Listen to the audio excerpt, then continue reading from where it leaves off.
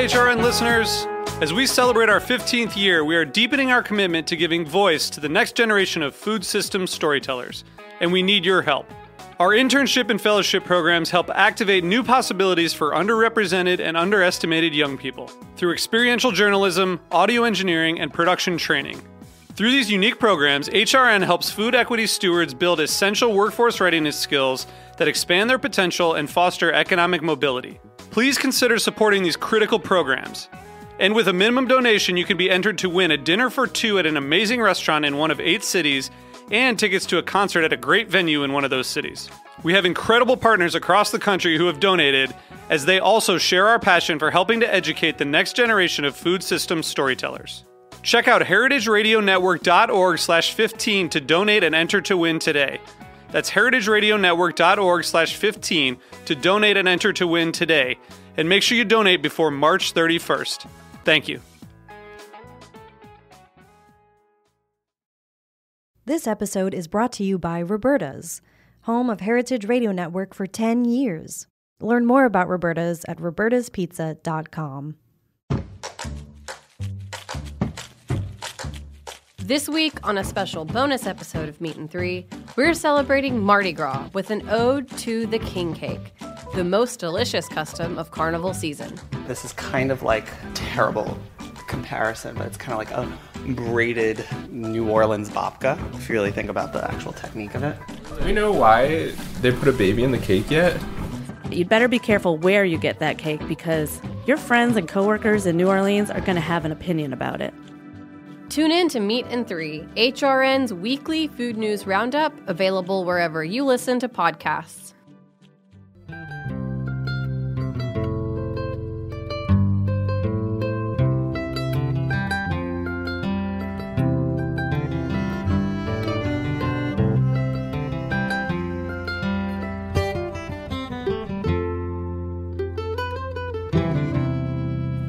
Hello, this is Lisa Held coming to you live from Full Service Radio at the Line Hotel in Washington, D.C., and you're listening to The Farm Report, a Heritage Radio Network show about the people, processes, and policies that shape how food is produced today.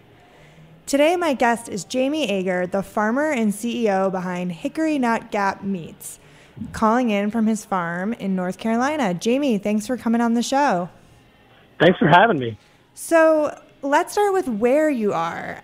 Can you kind of paint us a picture of where in North Carolina the farm is located and what the landscape's like out there? Sure. So we're my family farm is located about 20 minutes southeast of Asheville, North Carolina, which is in the southern Appalachian Mountains. And so we're definitely in a mountainous region, the western part of North Carolina. And, it's a bottomland valley, that comes up against 3 mountains, Little Pisgah Mountain, Tater Knob, and, Ferguson Mountain.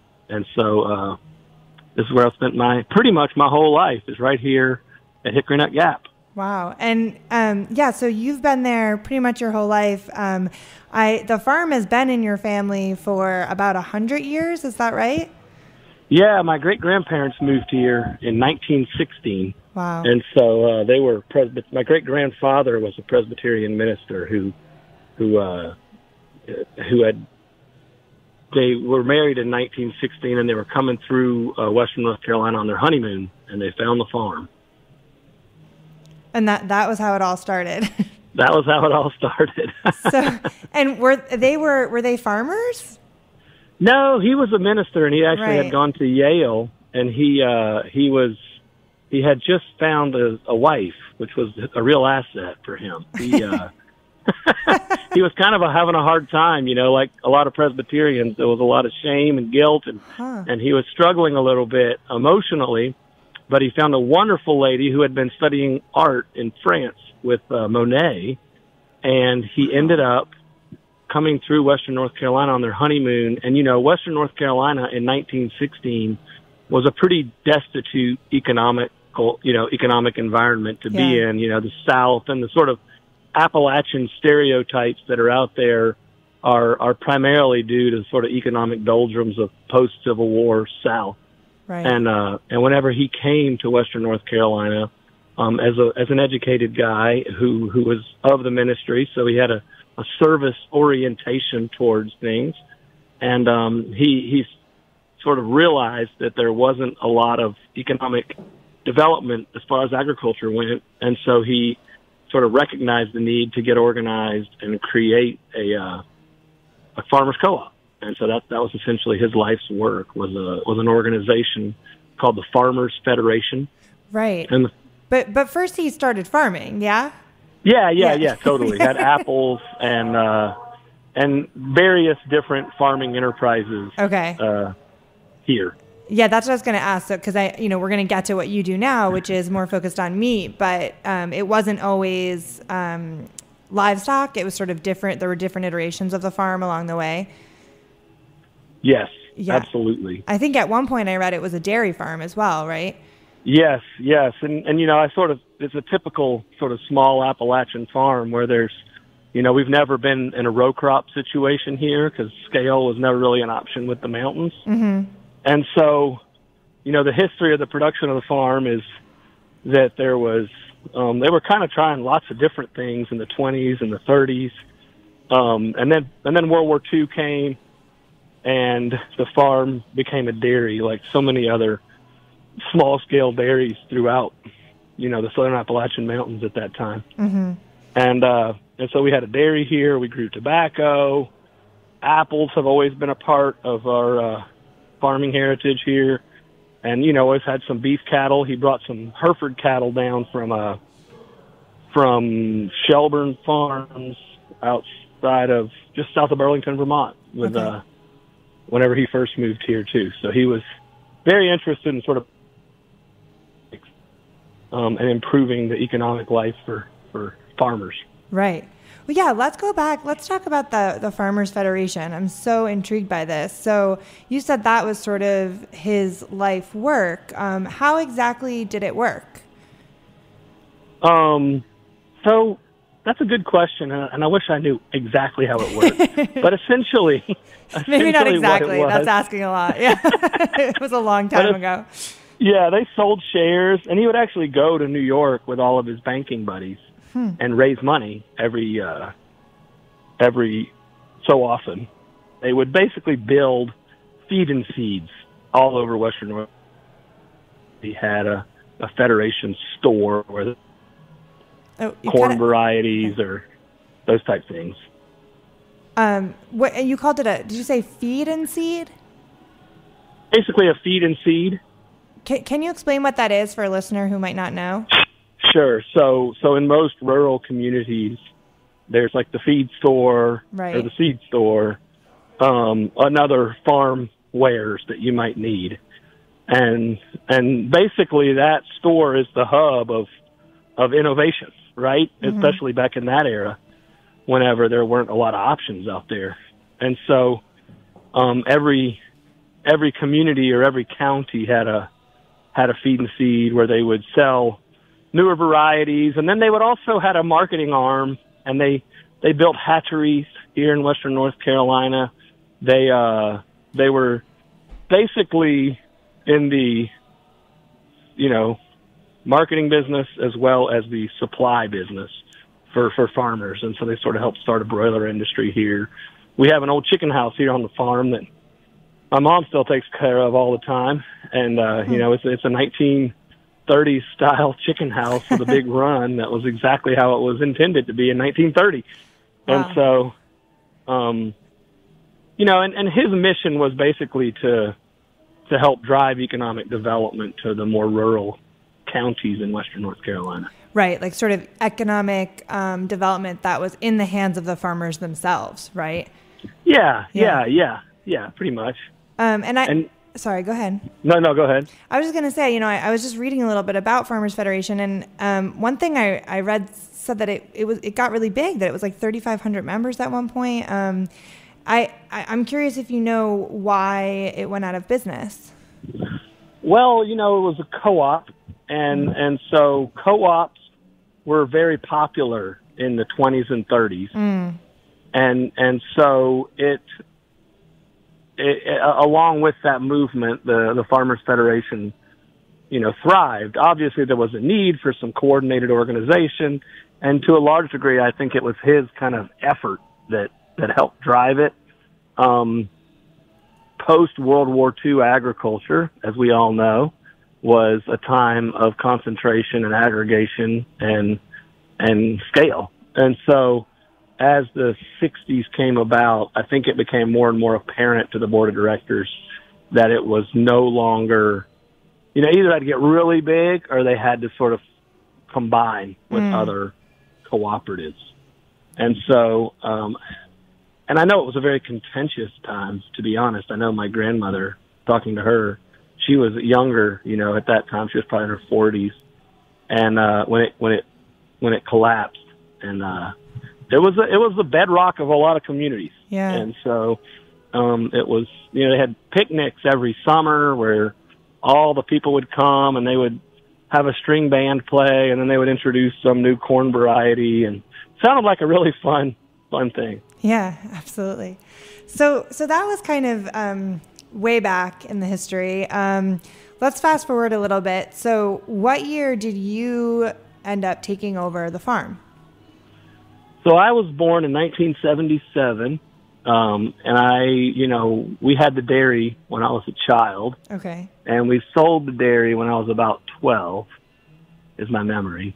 And that was a big deal, and I certainly remember the frustrations of being in the 80s and watching the sort of economic part of the dairy just not work. Yeah. And that's kind of, you can pay attention to that stuff as a child and right. know that. And so when we sold the dairy in either I think it was the fall of 89, and then I was 12 or 13, I was getting ready to turn 13, and I was really interested in, I was through my high school years, we still had the farm, and so my mom kind of helped run it at that point. She was really in charge, and so we just made a ton of hay every summer, and I have 3 brothers and a bunch of cousins, and so we all essentially spent our summers and after school time working on the farm and just kind of holding it together. It didn't really have to pay anybody's salary necessarily at that point. It was more just to, if there's grass, you got to have cows out there to eat it, and if there's cows, you got to have fences, and that's essentially what we managed and maintained. And so, and as I got older and older, I loved it. I loved being out there. I loved work. I'm not going to say I loved it as a kid, because that would be like, sometimes it was hard and I didn't like it. Yeah. But the older I got, the more I appreciated the farm. And then I ended up going to Warren Wilson College, just up the road here in Swannanoa, and studied, really got interested in, and my parents were back to the Landers. Mm-hmm. We had chickens. So I was always doing chickens. We grew a big garden in the summer. So we were selling a lot of our eggs to the food co-ops in Asheville. So I was born with an idealism around food and eating healthy and agriculture and all that. Right. But in a really realistic way, not in a sort of naive way. Right. You knew what it really looked like. Yeah. And so, our neighbors were the editors of Mother Earth News magazine. Wow. So that was the kind of people we were around. Huh. And so once I got to college, I was interested in all these things. And then I basically just ended up really studying ag. 1998, Joel Salatin had written his books. Actually visited Joel Salatin's farm with a girl that I was interested in, and she had been worked there. And so we went up there for the weekend and had a great time. And that just kind of opened my eyes to this whole concept of direct marketing and, local meat and all that. And we were just, the family farm was 20 minutes from Asheville. So it was a very easy for us to do that. And Warren Wilson, the college at the time, was beginning to direct market their beef off the farm. And my wife, my girlfriend at the time, a year or two later, who's now my wife of 19 years, was doing a lot of the marketing for that. And so she and I wrote a business plan for our senior, class and said, hey, let's make this work. And so we graduated as young, idealistic college students ready to change the world, and now I'm 42 and have 2 teenagers, and we're still idealistic and ready to change the world. Yeah, and I mean, it seems to be going really well. So you had this from the get-go. You wanted to do pastured meats. That was sort of the plan. That was my plan for what I thought. The farm is kind of a rolling farm. I really liked beef cows, and it just made a lot of sense to do pasture-raised meats. Yeah. And so we, that first year I raised some chickens, some turkeys, and, we finished 4 or 5 beef cows and sold them by the quarters. And we did, maybe 5 pigs. And really just kind of built a lot of infrastructure on the farm also. We had to build a bunch of fence and fenced all the cows out of all the creeks. And that gave us the ability to kind of put a bunch of infrastructure in, which is a perfect job for a 22-year-old young, guy out of college who wants to use his body and work hard. Right. So what does the farm look like today? Like, what kinds of animals do you have? Sort of paint us a picture of the operation. So we are so the operation today is certified organic land-based for beef cattle. And so we raise, about 40 to 50 certified organic cattle every year. And we raise probably close to 250 to 300 hogs a year on the farm. That we have a butcher shop here at the farm and a little deli as well that's open 5 days a week for most of the year, and then 7 days a week in the fall. We do a corn maze and a pumpkin patch. But we have a little farm store, and really our mission here today is we've gotten more clear with who we are as a company and really built ourselves into a more organized organization, which is a feat in and of itself. But our mission is to build communities through agriculture, and what we mean by that is the whole supply chain of what product is, from soil health to animal health to at the end of the day. Oh, you cut out agriculture. Jamie, you cut out a little there. Can you say that last part again? Yeah, at the end of the day, it's community health. It's our mission is to build community through agriculture, which means that we really just want to make sure that we pay attention and incentivize good soil health practices, good welfare practices for the animals, healthy food for healthy people, and just build a model and a system where the correct things can be incentivized throughout that supply chain so that we can actually have an impact on agriculture that is more farmer friendly and more based on, triple bottom line economics. Right.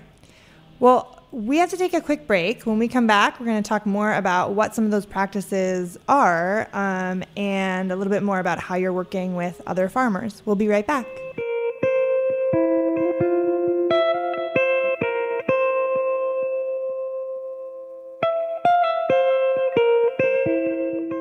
This episode is brought to you by Roberta's, home of Heritage Radio Network for 10 years.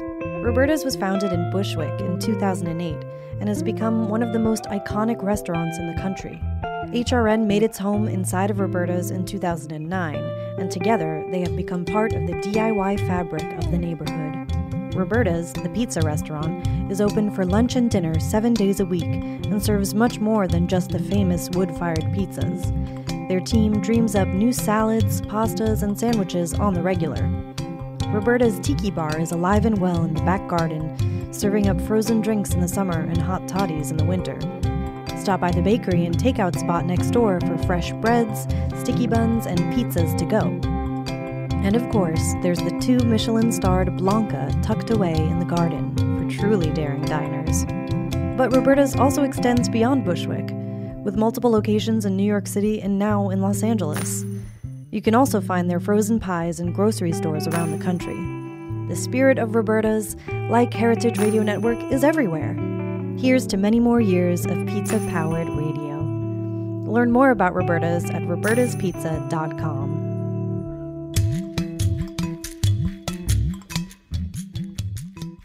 All right, we're back. I'm Lisa Held. You're listening to The Farm Report. I've been talking to Jamie Ager from Hickory Nut Gap Meats.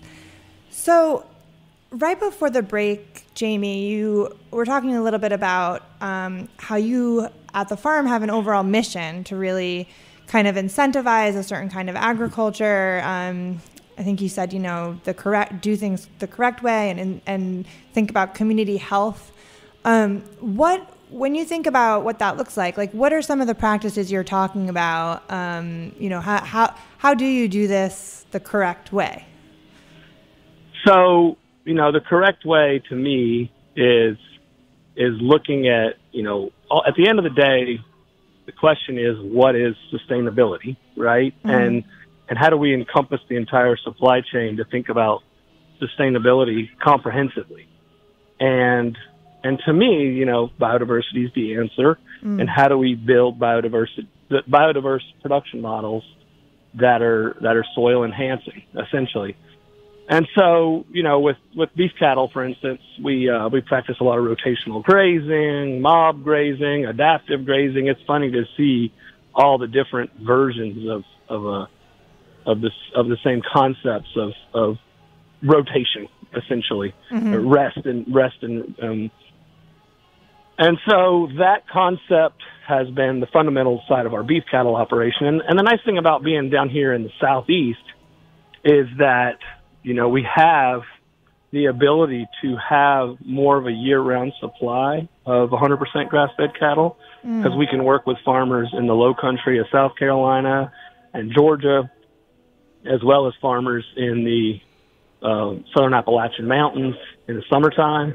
So we really have the ability to create a year-round supply of 100% grass-fed cattle.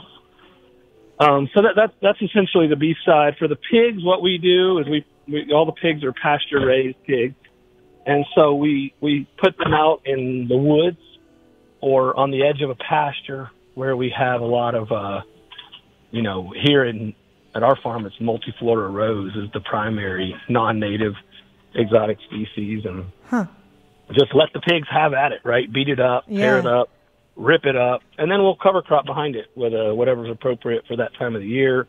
Right now we've got some wheat growing that we planted last fall. That's doing beautiful. We've got the pigs on a pasture that we're going to actually convert, or pig pasture that we're going to convert over to a cattle pasture and cover crop that this spring. So just really thinking about when you do, pigs are obviously going to be rooting a lot, but, make sure we pay attention to soil health. All that fertility that they drop and leave behind, we can utilize as part of a cover crop and build soils and then have a killer place for them to come back into as well. Right, absolutely. And so those are the sort of regenerative practices. We also raise some pastured whole here at the farm still. We do about 300 turkeys a year. And so we just rotate those around the pastures. Right. And you mentioned other farmers too. So tell me a little bit about that. Now you don't just have your farm, you're also sourcing meat from other farms in the region and then marketing it all as Hickory Nut Gap meats? Yes. So I ended up, about 4 years in of direct marketing and going to farmers markets in Asheville. And we had our first son in 2004. And I realized that, we weren't going to be able to grow as the market kept growing. We kept selling to more and more chefs in Asheville. And Asheville was kind of a really early adopter to the local food movement. And so, and I was just kind of working out. And then there was this natural food store that opened in Asheville, and I ended up taking an ag leadership class through NC State, where I got to go down to travel to Raleigh with a bunch of other farmers from across the state. And I was the only kind of weird organic guy in the class. But, I got along with everybody just fine, and I had a good time. And a lot of times I feel like I'm, most of my life is just farming, right? That's the majority of what we do. So it's no big deal to hang out with other folks just that are operating in a different economic environment. Yeah. And so basically realized that one of the farmers that I was in the class with, Sam Dobson, was a dairy farmer in Iredell County, which is about 2 hours from us. And they had a dairy farm where they were doing a bunch of grazing. And Sam and I got to be good friends, and I sort of sleep at his house before we went all the way down the next morning for the class, and we just got to be good friends. And about this same time, a new health food store opened up in Asheville that was pretty big, and they were wanting our beef. Okay. And I was just like, we're not going to have enough fresh beef for that. It was busy. And so Sam just started doing like 2 steers a week, and we started selling that. And then he had some neighbors, and this area is just a good area to raise grass-fed beef. We've got a lot of ryegrass around here, a lot of triticale, a lot of clovers.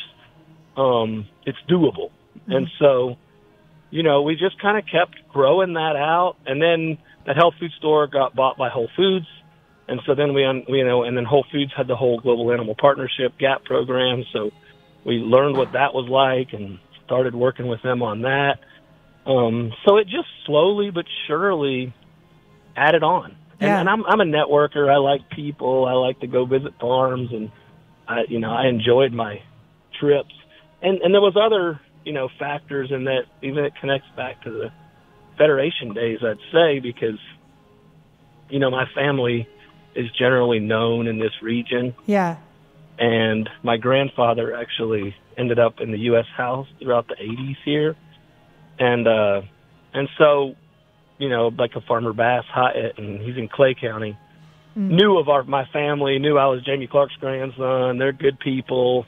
We'll work with them, Yeah. And so these relationships matter, Yeah. The older you get, you realize sort of you're just a byproduct of your people. Yeah. And so, it just kind of kept growing, and we kept learning what that looked like, and really just trying to understand it from a farmer's standpoint. And that's really been my motivation the whole time, is like, there's all these trendy words like grass-fed and organic and all this stuff that the marketplace is incentivizing. But agriculture is way too complicated to be described in just one word, whatever that label claim is. And so we'll check boxes if we have to check boxes, because obviously you have to do that if you're going to be in business. But at the end of the day, we decided that we were just going to build a brand, because we were in the sales and marketing business. And once you're in the sales and marketing business, branding is just, human beings only have the capacity to think so much, and branding really helps, encapsulate a concept into an organized emotional experience, I guess is the best way to put it. And so, we realized after we were doing that a little bit, I'm like, we really need to organize this. And also it was me out running around selling meat every week, and just me realizing that was going to wear me out. We had a 2-year-old at that point. We had another one on the way, and I just said, doing this. And so we built a brand, and just sort of one 15 years of doing that, and it just kind of slowly but surely builds. And we've managed to, the big challenge in the meat business, and now that we're in the actual meat business, the big issue is utilization, because you have to move that whole carcass every single week.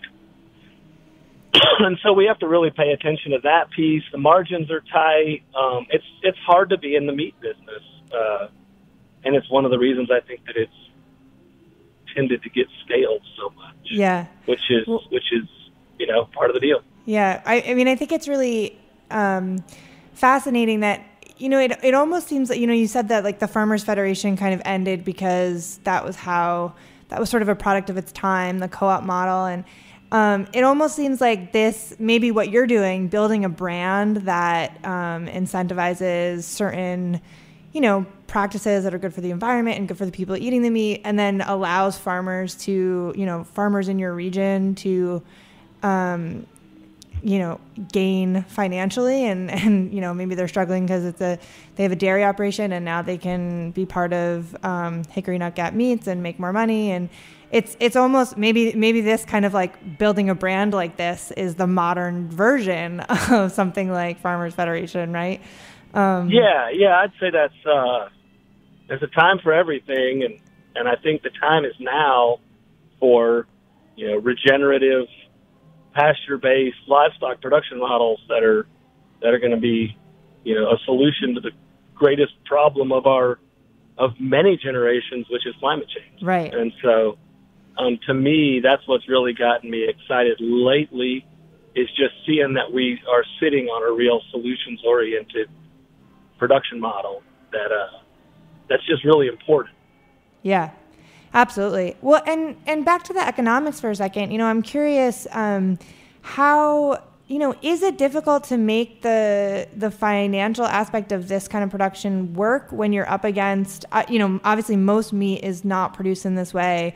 Most is produced in systems that make it very, very cheap, and you're kind of selling against that. How has it been in terms of like trying to make this a successful business in this?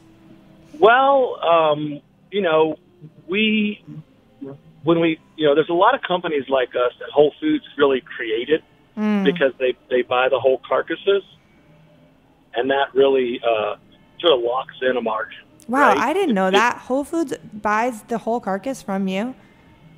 Well, they used to, and they would still, but we decided to go to business with Whole Foods more as a meat company. Okay. But we still pay a lot of attention to utilization in our conversations there.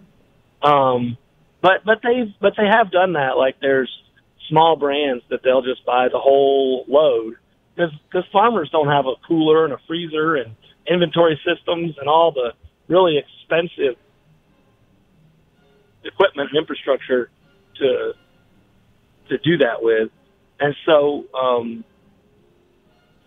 from an economic standpoint, you're looking at, in the meat business, you're looking at gross margins 15 to 20%, something like that. So it's a pretty small load, and it's a fresh product, and it's heavy, and you've got to, you're talking about live animals, and it's all pretty intense, right? Yeah. It's a real thing. And so when I look at an item like Impossible Burger, I'm like, wow, what a great idea. Big gross margins, all processed food, incredible storage. Right. Much easier for the economic system of capitalism to manage.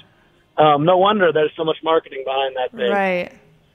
So meat, I think meat's just, it's been such a scaled enterprise for the past 50 years because of all the infrastructure requirements, the shelf life, the processing logistics, the scale of the processing, everything. And I'm, sort of a person who looks for that sweet spot in a business and wants to find a good economic model that we're not having to, scale all the way. But it's difficult to find, to be honest. Yeah. In the meat space. Absolutely.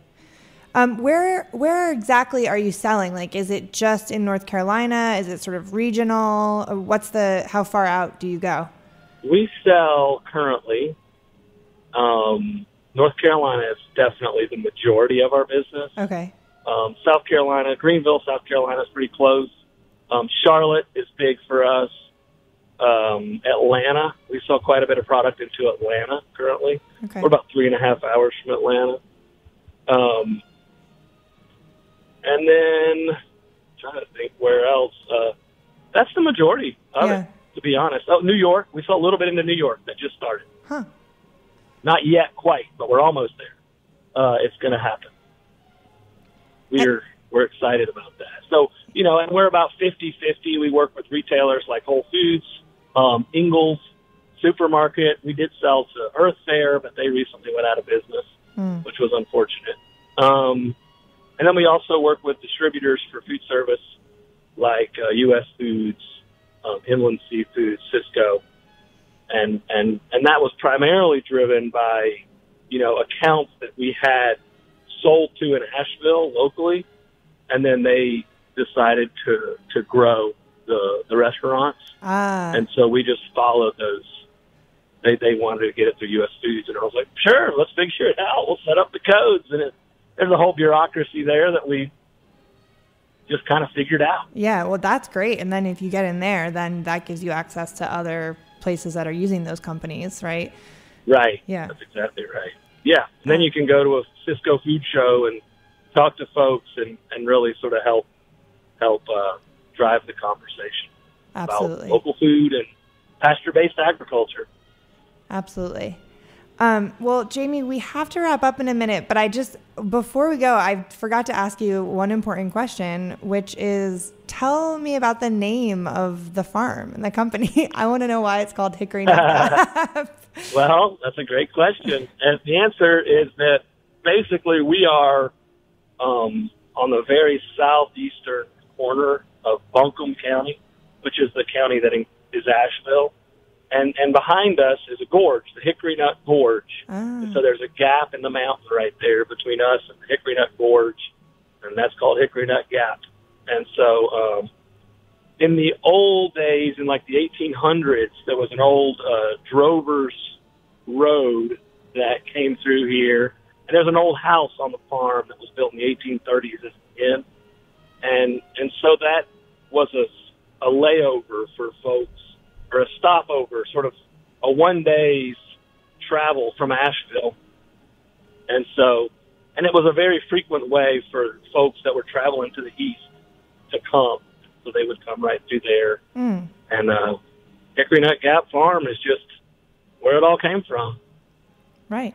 Now they can stop over and come to the farm. They can come to the farm and visit and see some pigs and chickens and eat a really good hamburger, and probably my kids will be running around because that's what they do nowadays.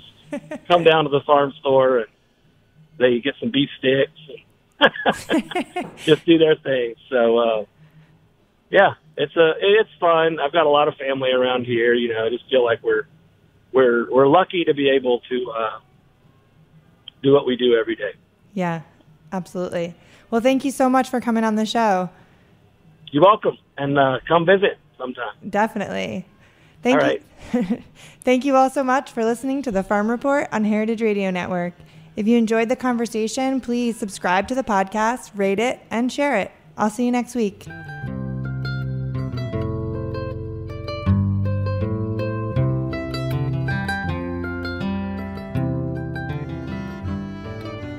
The Farm Report is powered by Simplecast. Thanks for listening to Heritage Radio Network, food radio supported by you. For our freshest content, subscribe to our newsletter. Just enter your email at the bottom of our website, heritageradionetwork.org. Connect with us on Instagram and Twitter at heritage_radio. You can also find us at facebook.com/Heritage Radio Network. Heritage Radio Network is a nonprofit organization driving conversations to make the world a better, fairer, more delicious place. And we couldn't do it without support from listeners like you. Want to be a part of the food world's most innovative community? Subscribe to the shows you like, tell your friends, and please join the HRN family by becoming a member. Just click on the heart at the top right of our homepage. Thanks for listening.